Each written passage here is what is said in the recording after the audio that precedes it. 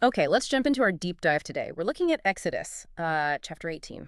Right. This is a really fascinating moment. We find Moses. He's camped out near the mountain of God in the desert. And then his father-in-law, Jethro, arrives, which is pretty significant. It is.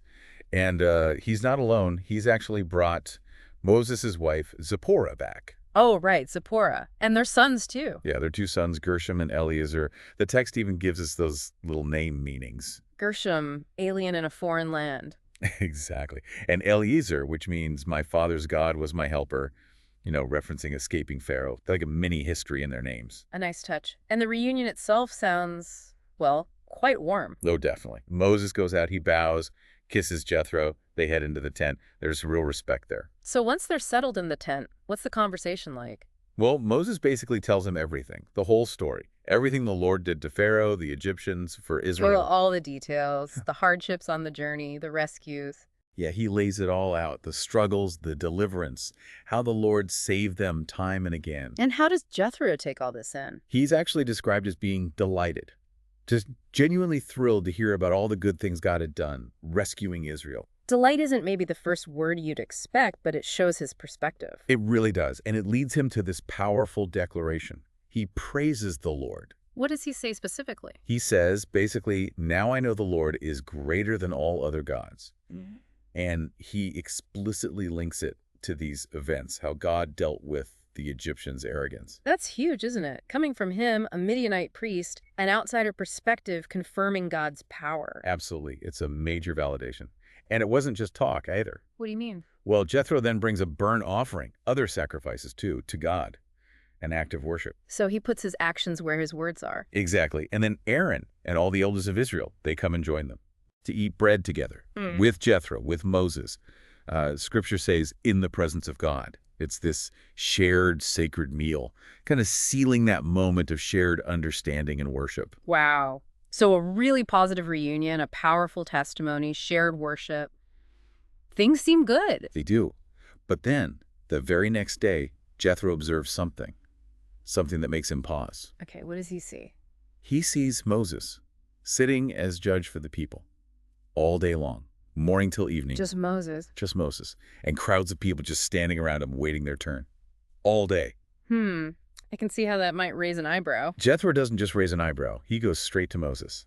And he gets pretty direct. What does he ask? He basically says, what is this you are doing for the people?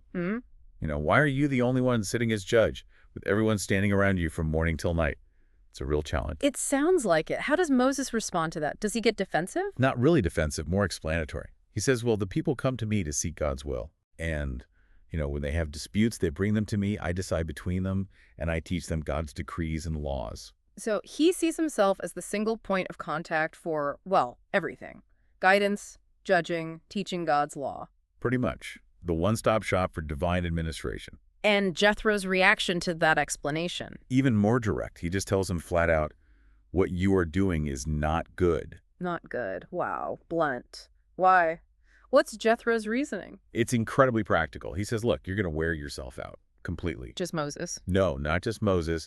Him and the people waiting around all day, they'll wear themselves out too. So it's inefficient and draining for everyone involved. Exactly. He says, the work is too heavy for you. You cannot handle it alone. He nails the core issue, sustainability. The system, or lack of one, is just not built to last. Okay, so Jethro points out the problem very clearly. Does he offer a solution? Oh, absolutely. And this is where his wisdom really shines. He lays out a whole plan. Let's hear it. What's the advice? First, he says, okay, you should still be the main guy representing the people before God. Bring the big, difficult disputes to God. That's your role. So keep the connection to the divine source. Right, and keep teaching. Teach them the decrees, the laws, show them the way to live. That's crucial. But, and this is the big shift. What is it? He says, you need to select capable men from among all the people. Capable men. Okay, but capable how? What makes them capable? Jethro's very specific here. It's not just about being smart or experienced. He lists key character traits. Like what? They must be men who fear God, trustworthy men, and crucially, men who hate dishonest gain. That's interesting. Fear God, trustworthy, hate bribes, basically. Why those qualities specifically? Seems very character-focused. It is. Think about it. If you're setting up a justice system, you need people making decisions who are accountable to something higher, right? That's the fear God part. Okay, that makes sense. And trustworthy people need to believe the judges are fair and impartial when they bring their problems. And hating dishonest gain. That guards against corruption right from the start. So it's about the integrity of the whole system, built on the integrity of the individuals within it. Precisely. Jethro knew that for this to work, you needed people with solid moral foundations. It wasn't just about legal know-how. Okay, so find these high-character, capable men, then what? Then organize them. Appoint them as officials, as leaders over structured groups. Structured how? He suggests a hierarchy. Officials over thousands, hundreds, fifties, and tens. A tiered system. Ah, a clear chain of command, almost. Exactly. And define their function clearly. These officials, they serve as judges for the people at all times, but for the simpler cases, the everyday disputes. So they handle the bulk of the day-to-day stuff. Right, and only the really difficult cases, the complex ones, those get brought up the chain to Moses. So Moses goes from being the judge for everything to being like the Supreme Court, handling the toughest appeals. That's a great way to put it. He becomes the final authority for the hard stuff, not the first stop for everything. It filters the workload. And what's the benefit of this, according to Jethro? Two main things. First, it makes Moses' load lighter. Significantly lighter because others are sharing it. This structure allows Moses to actually stand the strain, to endure the leadership role long term. Avoid the burnout he predicted. Exactly. And the second benefit, he says, all these people will go home satisfied. Satisfied, not just heard eventually, but satisfied. Why is that word important? Because it implies timely resolution. People aren't waiting endlessly. Their issues get dealt with efficiently at the right level.